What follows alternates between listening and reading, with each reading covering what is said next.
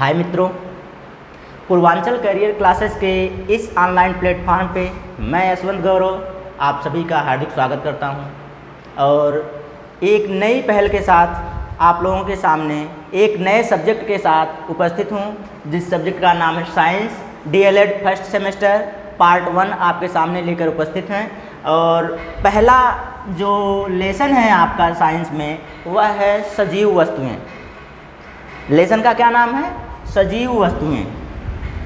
अब सजीव वस्तुएं लेसन का नाम है दोस्तों, तो इसके अंतर्गत हमें पढ़ना क्या क्या है?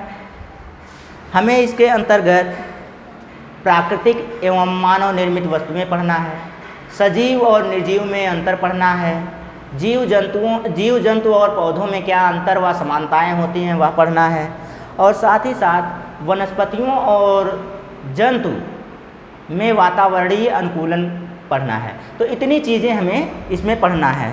तो चलिए स्टार्ट करते हैं अपनी टॉपिक जो हमारी है। तो दोस्तों सबसे पहले सजीव वस्तुएं से नहीं, सबसे पहले हम साइंस से स्टार्ट करते हैं। साइंस की परिभाषा से विज्ञान होता क्या है वहाँ से शुरू किया जाए।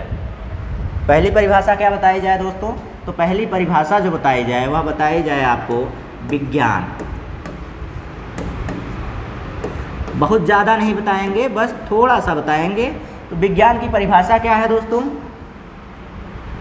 तो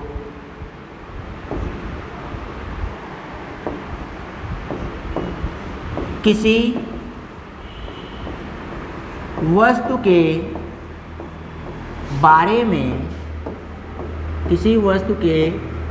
में सुसंगठित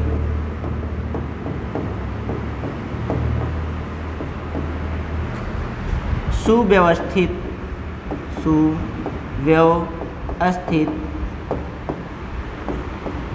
एवं क्रमबद्ध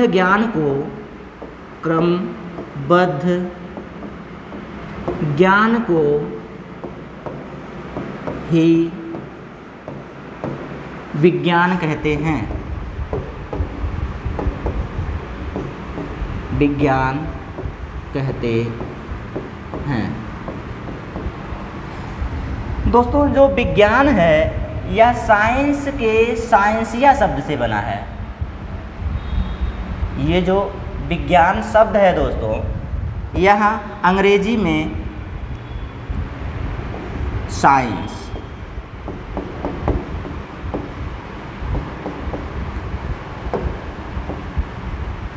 तो साइंस का हिंदी रूपांतरण है जो साइंसिया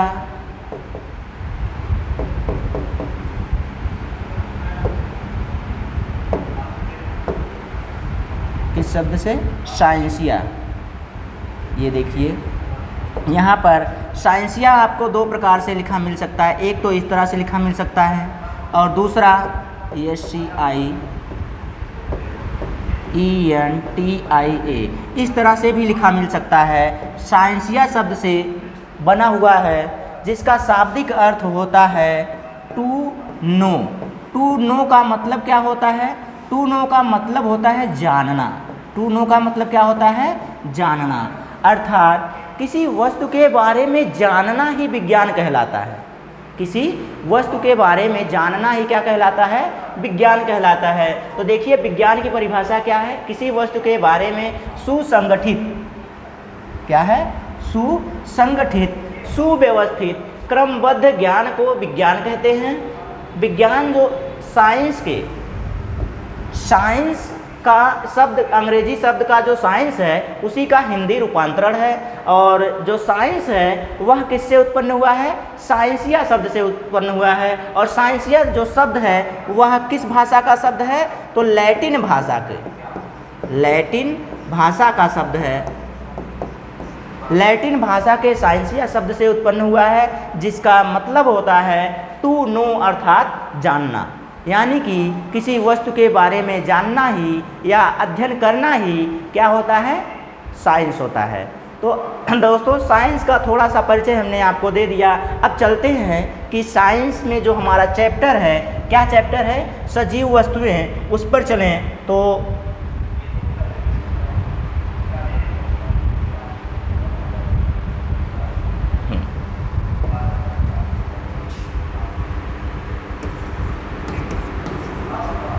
सजीव वस्तुएं, सजीव वस्तुएं क्या होती हैं, सजीव और निर्जीव में अंतर क्या होता है। तो दोस्तों सजीव की यदि हम परिभाषा कहें तो यह होती है वे वस्तुएं जिनमें श्वसन, उत्सर्जन, पोषण, वृद्धि एवं संवेदनशीलता होती है, उन्हें सजीव वस्तुएं कहते हैं। या सीधा सीधा कह लें, वे वस्तुएं जिनमें जीवन होता है सजीव वस्तुएं कहलाती हैं। ये तो सामान्य परिभाषा हो गई जो आपकी बुक में घिसा पिटा लिखा हुआ होता है। तो आइए लिखते हैं दोस्तों परिभाषा क्या है इसकी।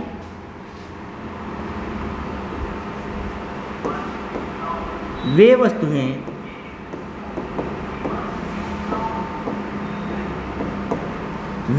वस्तुएं जिनमें श्वसन,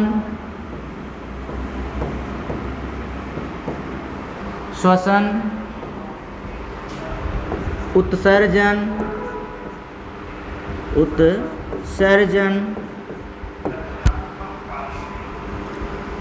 संवेदनशीलता,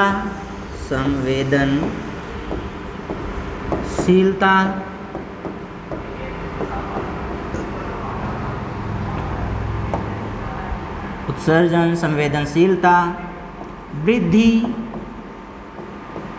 व पोषण की क्रियाएं होती हैं, उन्हें सजीव वस्तुएं कहते हैं। सजीव वस्तुएं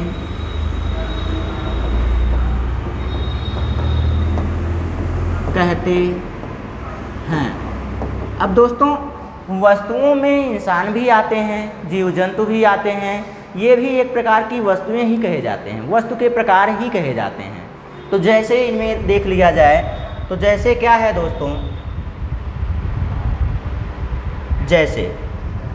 जैसे या उदाहरण देख लिया जाए, फॉर एग्जाम्पल पेड़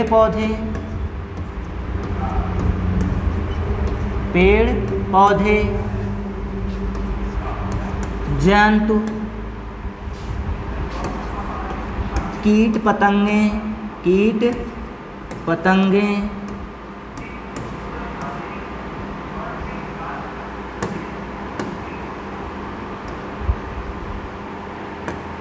पतंगे, मनुष्य भी तो उसी में आता है, ठीक, आदि।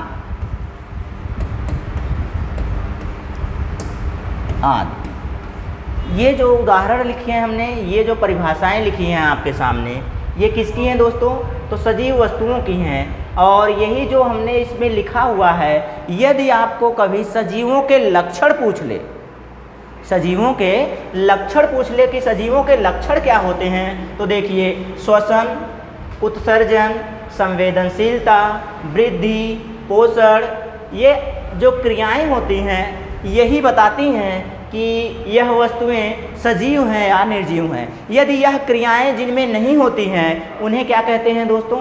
तो उन्हें निर्जीव वस्तुएं कह देंगे। उन्हें क्या कह देंगे? तो उन्हें निर्जीव वस्तुएं कह देंगे। आइए निर्जीव वस्तुओं के बारे में भी थोड़ा सा देख लें।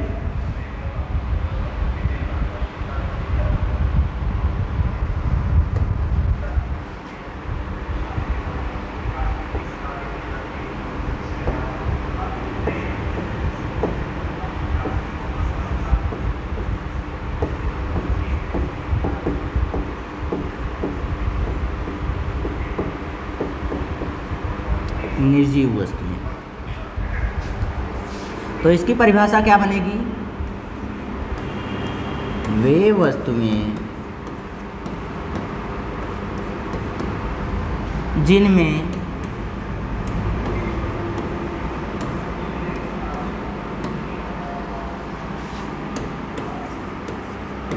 श्वसन, वही चीज़ें जो ऊपर हैं उसको यहाँ पे अब लिखेंगे उत्सर्जन,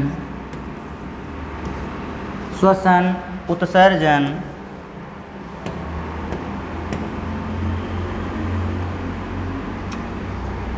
क्या हो गया, श्वसन, उत्सर्जन, संवेदनशीलता,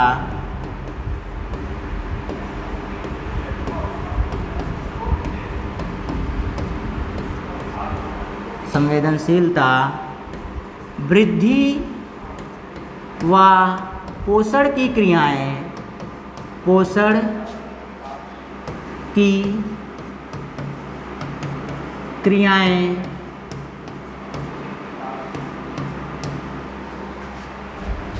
नहीं होती हैं, नहीं होती हैं, होती हैं, उन्हें निर्जीव वस्तुएं, निर्जीव वस्तुएं कहते हैं। जैसे उदाहरण देख लिया जाए तो उदाहरण में क्या होगा दोस्तों?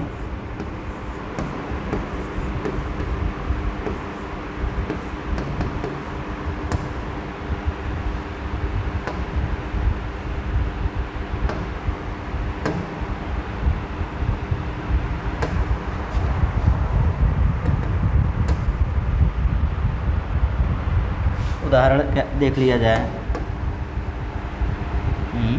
क्या बात है, ये मूव क्यों नहीं कर रहा है? चलिए यहीं पे लिख दे रहे हैं, मेज,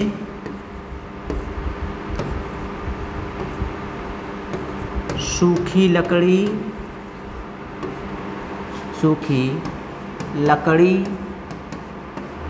लोहा, चांदी, मिट्टी,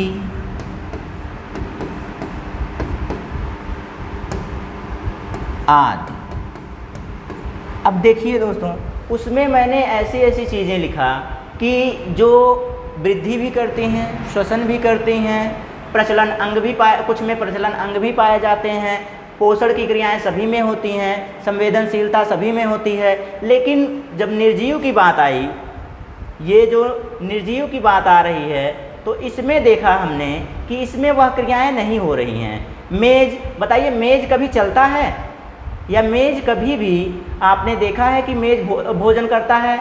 या फिर मेज को आपने पीटा, उसने रोया, या उसको दर्द का एहसास हुआ? तो जब ऐसी चीज़ें उसमें नहीं हो रही हैं तो उसे सीधा सीधा आप कह सकते हैं कि वह क्या है? वह निर्जीव वस्तुएं हैं। वह कैसी वस्तुएं हैं? तो वह निर्जीव वस्तुएं हैं। यही अंतर होता है दोनों में। अब आपको यदि बताना पड़े कि सजीवों के लक्षण क्या होते हैं या निर्जीवों के लक्षण क्या होते हैं, लक्षण को ही आधार बनाकर मैंने आपको परिभाषाएं बता दी। लक्षण को ही आधार बनाकर ही मैंने आपको क्या बता दिया? परिभाषाएं बता दी कि सजीव वस्तुएं क्या होती हैं, निर्जीव वस्तुएं क्या होती हैं। ठीक, उसके बाद आपको देखना है प्राकृतिक वस्तुएं क्या होती हैं और मानव निर्मित वस्तुएं क्या होती हैं। ठीक, आइए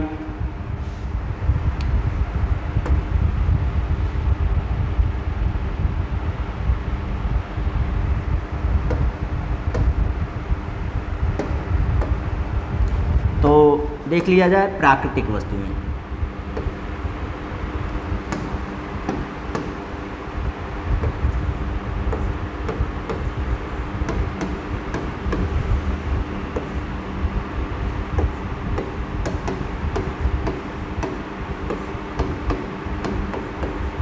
प्राकृतिक वस्तुएं, प्राकृतिक वस्तुएं यानी कि आइए देखते हैं, प्राकृतिक वस्तुएं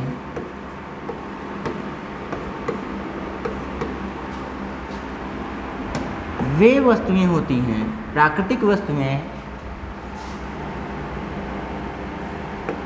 वे को हटा दिया जाए, वे की जगह पर ऐसी वस्तुएं होती हैं,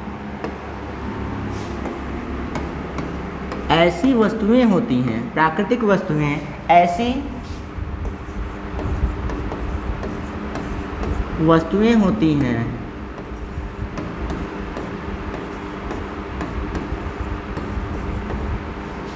जो हमें प्रकृति प्रदत्त होती हैं, यानी कि प्रकृति से प्राप्त होती हैं। प्रकृति प्रदत्त यानी कि प्रकृति से प्राप्त हैं, प्रदत्त होती हैं, अर्थात जिनका निर्माण मानव द्वारा, जिनका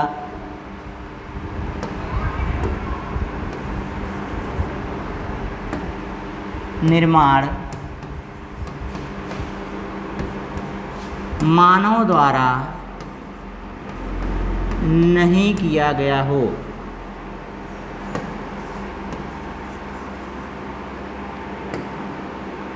नहीं किया जा सकता,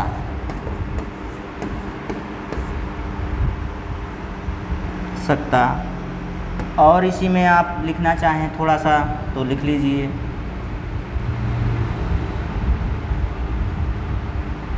मानव सकता,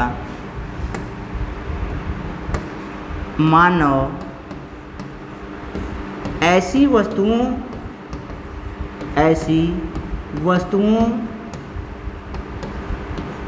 का केवल उपभोग करता है, उपभोग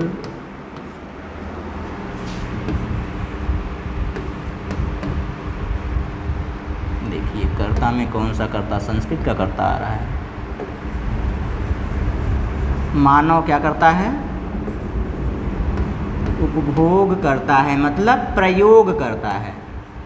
अब प्राकृतिक वस्तुएं कौन सी हैं, नेचुरल वस्तुएं, नेचुरल थिंग्स क्या होती हैं, वे वस्तुएं जो हमें प्रकृति द्वारा प्राप्त होती हैं, वे वस्तुएं जो हमें प्रकृति द्वारा प्राप्त होती हैं, जिनका निर्माण हम स्वयं नहीं कर सकते हैं, सिर्फ और सिर्फ हम उनका प्रयोग कर सकते हैं, उनका निर्माण नहीं कर सकते हैं, उन्हें प्राकृतिक वस्तुएं या नेचुरल थिंग्स कहते हैं।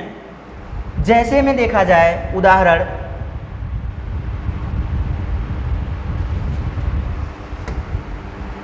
तो उदाहरण देखा जाए, उदाहरण क्या होगा, उदाहरण में आप देखेंगे मिट्टी,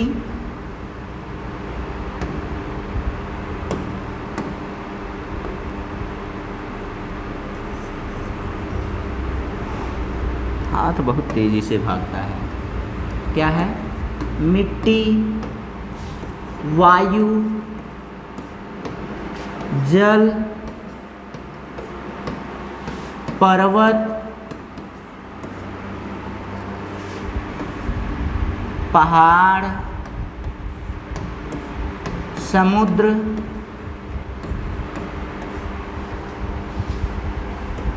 सूर्य, ब्रह्मांड, आप जितने उदाहरण देखना चाहते हैं देख सकते हैं। इनमें से कोई ऐसी वस्तु बताइए जो मानव द्वारा निर्मित हो। यह सारी वस्तुएं सिर्फ और सिर्फ प्रकृति द्वारा हमें प्राप्त हुई हैं, सिर्फ हम इनका क्या कर सकते हैं, प्रयोग कर सकते हैं। ठीक है, चलिए फिर देखते हैं मानव निर्मित वस्तुएं क्या होती हैं।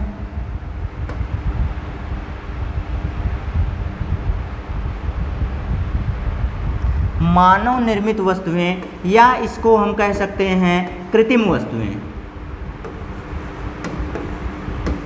मानव निर्मित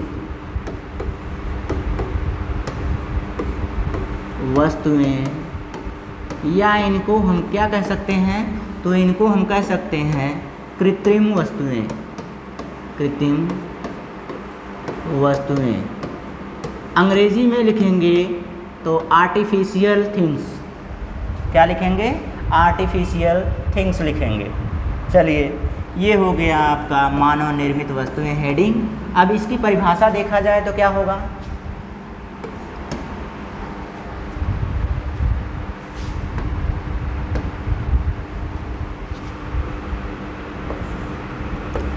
ऐसी वस्तुएं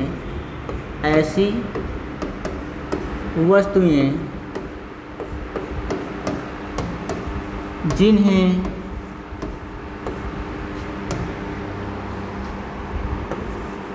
मानव ने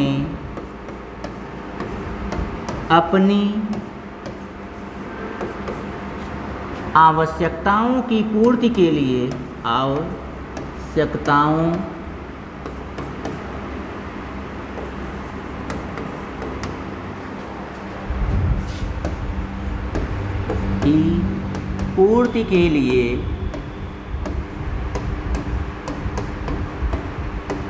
स्वयं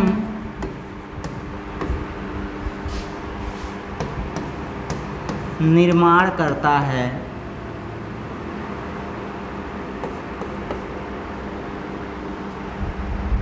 ऐसी वस्तुएं जिनका रहेगा यहाँ पे, जिन्हें मत लिखिए, परिभाषा आपकी थोड़ी सी अटपटी लगेगी।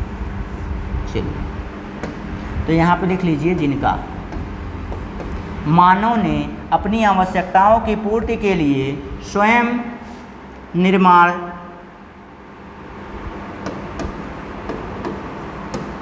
किया है या करता है, उन्हें मानव निर्मित वस्तुएं कहते हैं। मानव निर्मित वस्तुएं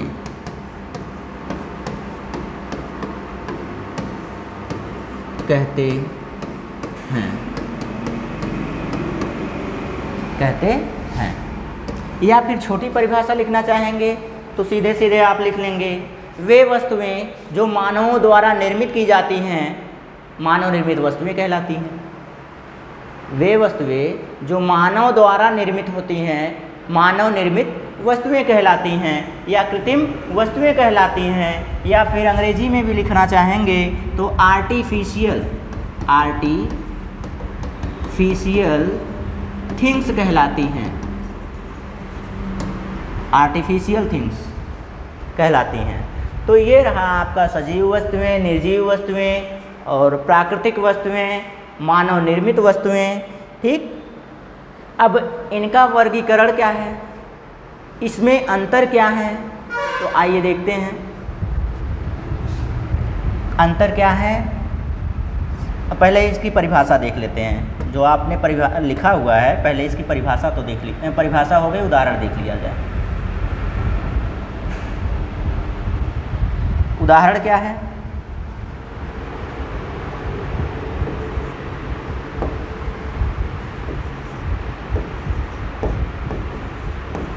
उदाहरण, तो उदाहरण आपका, इसमें आप कुछ भी लिख लीजिए जो आप लोग बनाते हैं। हमारे दिमाग में पहला तो आया है हल, किसान का हल, गाड़ी, वाहन, गाड़ी भी तो वाहन ही है, वाहन बाद में याद आ रहा है। मेज, हल, गाड़ी, वाहन, मेज, जितनी भी वस्तुएं मानव निर्मित कर सकें। आभूषण, ट्रेन को भी तो मानव ने ही बनाया है। कंप्यूटर,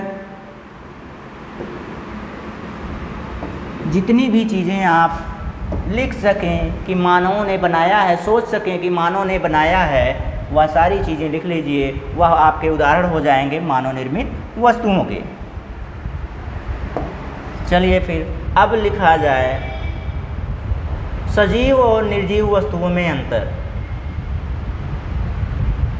क्या देखा जाए तो सजीव और निर्जीव वस्तुओं में अंतर। एक तरफ, अच्छा पहले हेडिंग लिख दें,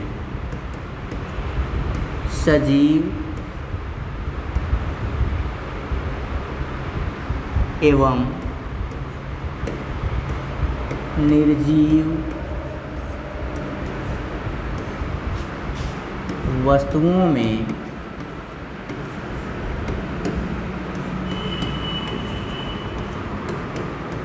अंतर। चलिए ये हो गया। तो अब एक तरफ आप लिख लीजिए सजीव वस्तुएं, एक तरफ लिख लीजिए निर्जीव वस्तुएं। सजीव वस्तुओं को हम लिख देते हैं हरे से और निर्जीव वस्तुओं को लिख देते हैं ब्लैक से। चलिए तो सजीव वस्तुओं में पहला देखिए वृद्धि। अब आप लिखना चाहेंगे इसमें तो लिख सकते हैं सजीव वस्तुओं में वृद्धि की क्रियाएं होती हैं। सजीव वस्तुएं वृद्धि करती हैं। क्या करती हैं? तो सजीव वस्तुएं प्रायः वृद्धि करती हैं, वृद्धि करती हैं। और इस परिप्रेक्ष्य में देखिए निर्जीव में क्या होगा तब? निर्जीव में क्या होगा? अच्छा नंबर 1 ही रहेगा। ये सजीव है और ये निर्जीव है। तो वृद्धि में सजीव वस्तुएं, निर्जीव वस्तुएं, निर्जीव वस्तुएं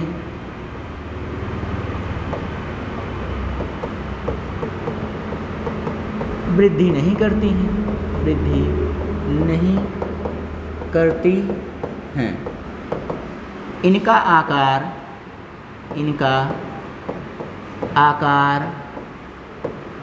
व आयतन, आकार देखिए इनका आकार निश्चित होता है। इनका आकार कैसा होता है? तो इनका आकार निश्चित होता है। यह कभी वृद्धि नहीं करती हैं। इनका आकार जितना बना दिया आपने उतने पे ही पड़ा रहेगा, निश्चित रहता है। अब आइए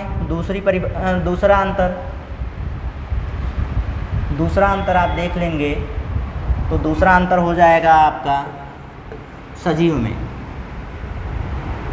सजीव वस्तुएं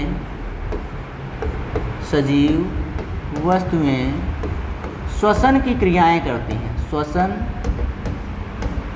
करती हैं, क्रियाएं छोड़िए करती हैं। सजीव वस्तुएं क्या करती हैं? श्वसन करती हैं। और निर्जीव वस्तुएं श्वसन नहीं करती हैं। निर्जीव वस्तुएं श्वसन नहीं करती हैं।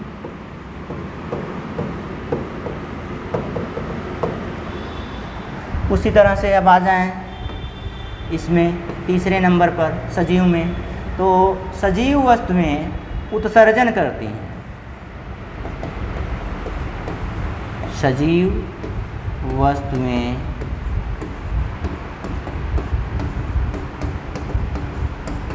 उत्सर्जन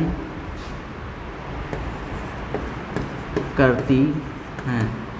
अब इसमें आ जाइए तो इसमें यही क्रिया क्या होगी? उत्सर्जन नहीं करती हैं। निर्जीव वस्तुएं उत्सर्जन नहीं करती हैं। ठीक, फिर चलें आगे।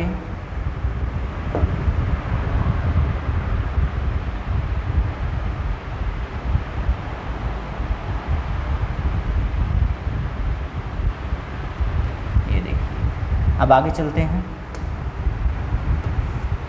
तो आगे आपका नंबर 4 पर होगा कि सजीव वस्तुओं में पोषण होता है। सजीव वस्तुओं में पोषण होता है, सजीव वस्तुओं में पोषण होता है। और यहीं चौथे नंबर पर आ जाएं निर्जीव में, तो निर्जीव वस्तुओं में पोषण की क्रिया नहीं होती है। निर्जीव वस्तुओं में पोषण नहीं होता है।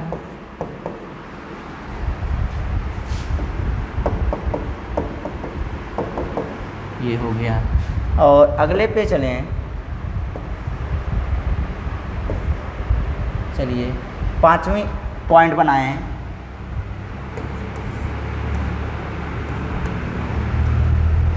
सजीव वस्तुओं का जीवन काल निश्चित होता है, सीमित होता है। सजीव वस्तुओं का जीवन काल या जीवन की अवधि सीमित होती है।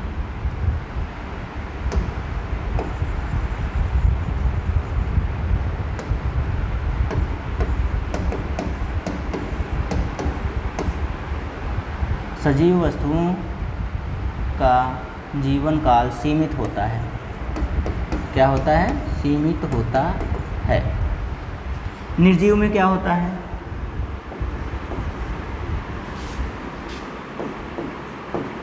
निर्जीव वस्तुओं का जीवन काल अनिश्चित होता है। अनिश्चित होता है। जब आप भंग करना चाहें इनको भंग कर सकते हैं, वहीं इनका जीवन समाप्त हो जाएगा। जब तक आप इनको बचा के रखना चाहें, सदियों सदियों तक बचा कर रखना चाहें तो सदियों तक बचा कर रख सकते हैं। इसीलिए कहा गया कि निर्जीव वस्तुओं का जीवन काल जो होता है वह क्या होता है? अनिश्चित होता है।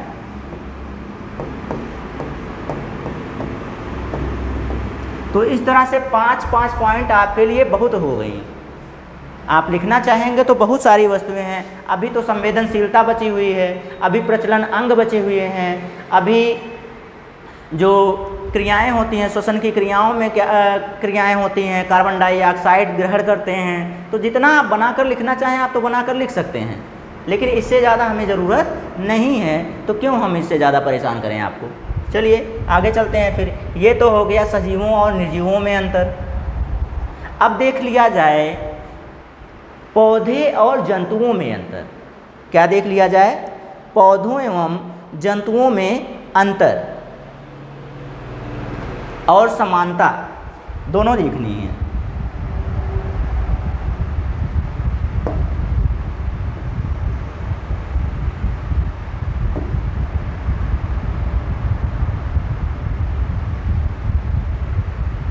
क्या हेडिंग है आपकी? तो हेडिंग है दोस्तों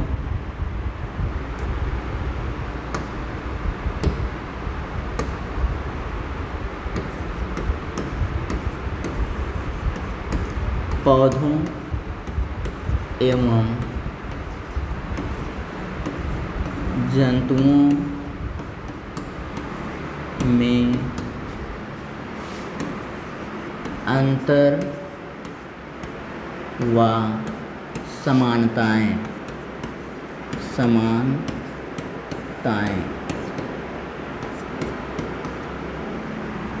ठीक, चलिए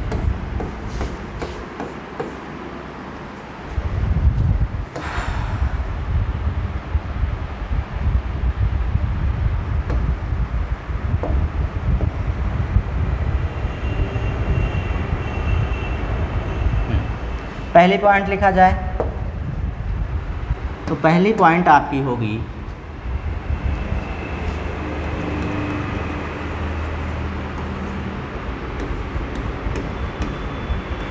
पौधे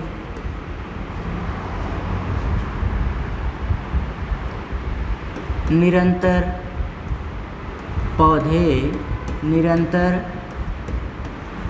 वृद्धि करते रहते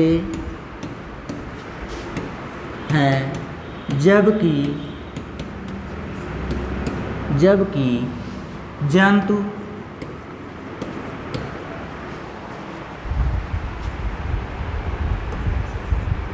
की वृद्धि निश्चित समय के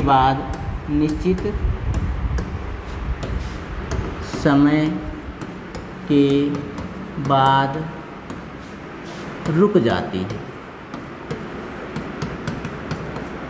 जाती है। पहला अंतर हो गया। दूसरा,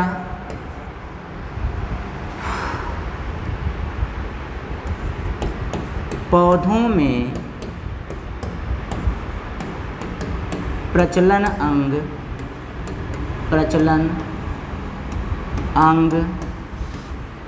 नहीं पाए जाते, जबकि जंतुओं में प्रजनन अंग पाए जाते हैं, जिससे वह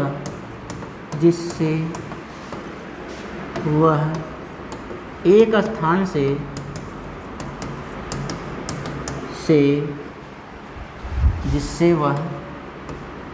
स्थान से दूसरे स्थान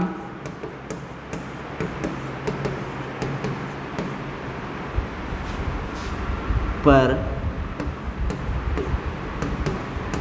विस्थापित होते रहते हैं। विस्थापित या स्थापित सीधे लिख लें तो जाते रहते हैं। स्थापित होते रहते हैं। ये देखिए, ये दूसरा अंतर हुआ। आप छोटे में लिखना चाहेंगे तो सीधे पौधों में प्रजनन अंग नहीं पाए जाते हैं, जबकि जंतुओं में प्रजनन अंग पाए जाते हैं। छोटा सा बन जाएगा। आप बड़ा लिखना चाहेंगे तो बड़ा सा मिल जाएगा। तो चलिए अगली पॉइंट देखें। अंतर और असमानताओं में अगली पॉइंट क्या है?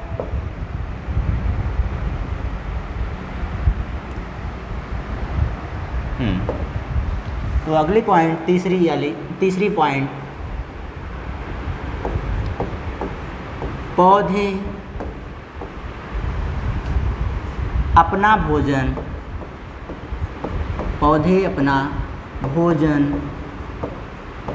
स्वयं बनाते हैं, जबकि जंतु अपने भोजन के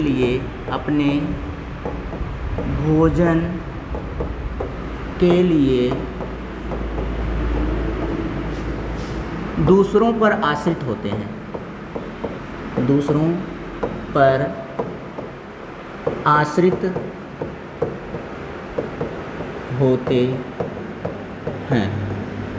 ये तीसरी पॉइंट हो गई। चौथी पॉइंट देख लेते हैं।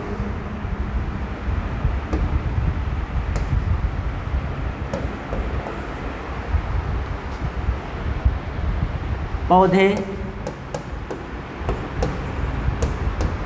श्वसन के फलस्वरूप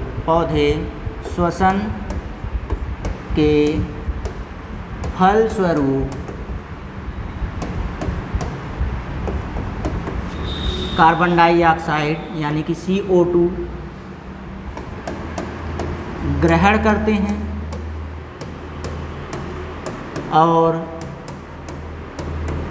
O2 अर्थात ऑक्सीजन छोड़ते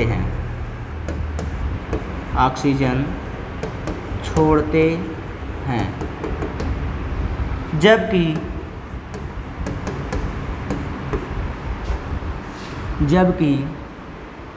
जंतु श्वसन क्रिया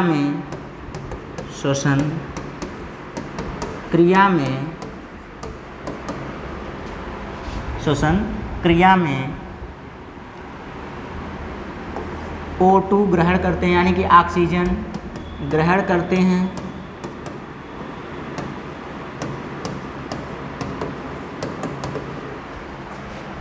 और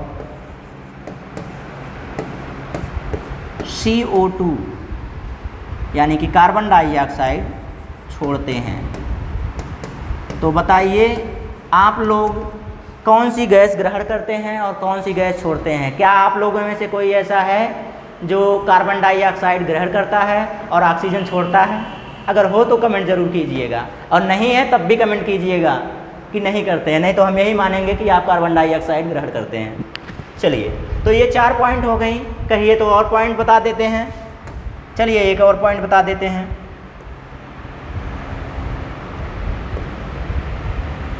चलिए, ये तो अंतर हो गए थे। चलिए एक समानता भी बता दे रहे हैं।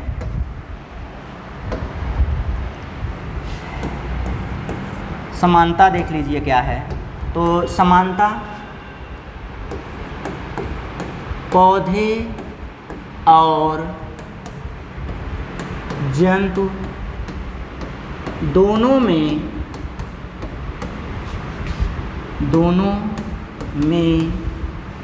संवेदनशीलता पाई जाती है। संवेदनशीलता पाई जाती है। देखिए ये समानता में आ जाएगी, पाई जाती है। यदि समानता पूछे तो समानता भी लिख सकते हैं, पाई जाती है। उसने समानता और अंतर दोनों बताए हैं तो दोनों लिखवा दे रहे हैं। चलिए छठे नंबर पे एक और लिखवा दे रहे हैं। तो क्या हो गया? पौधे और जंतु दोनों में संवेदनशीलता पाई जाती है। हाँ, एक और लिख लीजिए। पौधे और जंतु दोनों का जीवन काल या जीवन अवधि सीमित होती है। अब ज़्यादा हो या कम उससे फ़र्क नहीं पड़ता है, दोनों में सीमित होती है। ठीक, ये हो गया। तो 6 पॉइंट तो बहुत हो गई हैं आप लोगों के लिए। आपके पेपर में ज़्यादा से ज़्यादा 3 पॉइंट पूछता है।